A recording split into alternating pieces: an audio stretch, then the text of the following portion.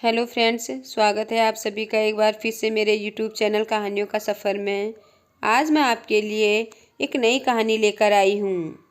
गुरुकुल में शिक्षा प्राप्त कर रहे एक शिष्य को अपने पिता का संदेश मिला। पिता ने उसे घर बुलाया था। बिना देर किए शिष्य गुरु के पास गया और उनसे घर जाने की अनुमति मांगी। गुरु द्वारा अनुमति दे दी गई और अगले दिन शिष्य घर की ओर निकल पड़ा।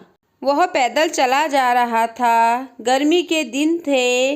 रास्ते में उसे बहुत जोर की प्यास लग गई।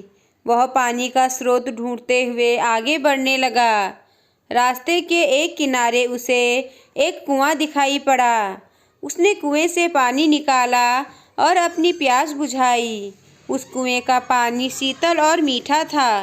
शिष्य उसे पीकर तृप्त हो गया। वह आगे बढ़ने को हुआ ही था कि उसके मन में विचार आया, इतना मीठा जल मैंने आज तक कभी नहीं पिया।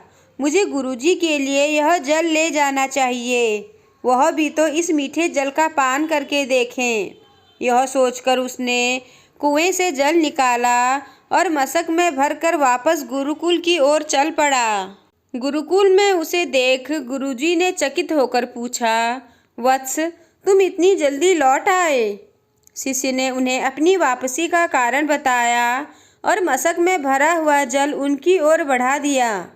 गुरुजी ने वह जल पिया और बोले, वत्स, ये तो गंगा जल की तरह है। इसे ग्रहण कर मेरी आत्मा तृप्त हो गई। गुरु के शब्द सुन शिष्य बहुत प्रसन्न हुआ। उसने पुनः गुरु से आज्ञा ली और अपने घर की ओर निकल गया। शिष्य द्वारा लाया गया मशक गुरुजी के पास ही रखा था। उसमें कुछ जल अब भी शेष था। उस शिष्य के जाने के थोड़ी देर बाद गुरुकुल का एक छात्र गुरुजी के पास आया। उसने वह जल पीने की इच्छा जताई तो गुरुजी ने उसे उस मशक से जल दे दिया। छात्र ने मशक के जल का एक घूंट अपने मुंह में भरा और तुरंत बाहर थूक दिया। वह बोला, गुरुजी, ये जल कितना कड़वा है। मैं तो उस शिष्य की आपके द्वारा की गई प्रशंसा सुन इसका स्वाद लेने आया था, किंतु अब मैं समझ नहीं पा रहा हूँ कि आपने उसकी झूठी प्रशंसा क्यों की। गुरुजी ने उत्तर दिया, वत्स, हो सकता है इस जल में शीतलता और मिठास नहीं है, किंतु इसमें कोई संदेह नहीं कि इसे लाने वाले के मन में अवश्य है। जब उसने वह जल पिया तो मेरे प्रति मन में उमड़े प्रेम के कारण वह मशक में जल भरकर गुरुकुल वापस लौट आया ताकि मैं उस जल की मिठास का अनुभव कर सकूं।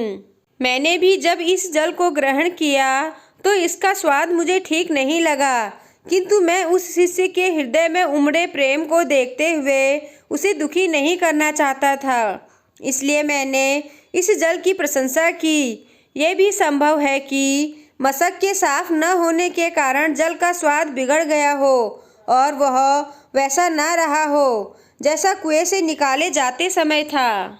जो भी हो, मेरे लिए वह मायने नहीं रखता। जो मायने रखता है वह है उस शिष्य का मेरे प्रति प्रेम। उस प्रेम की मिठास मेरे लिए जल की मिठास से अधिक महत्वपूर्ण है। तो दोस्तों, इस कहानी से हमें यह सीख मिलती है, हमें किसी भी घटना का सकारात्मक पक्ष देखना चाहिए। नकारात्मक पक्ष देखकर न सिर्फ हम अपना मन मलिन करते हैं बल्कि दूसरों का भी करते हैं।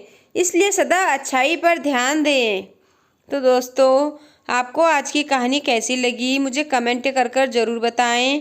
अगर आपको कहानी पसंद आई हो तो मेरे चैनल को लाइक कीजिए और सब्सक्राइब कीजिए और साथ ही अपने दोस्तों के साथ आगे शेयर कीजिए। धन्यवाद।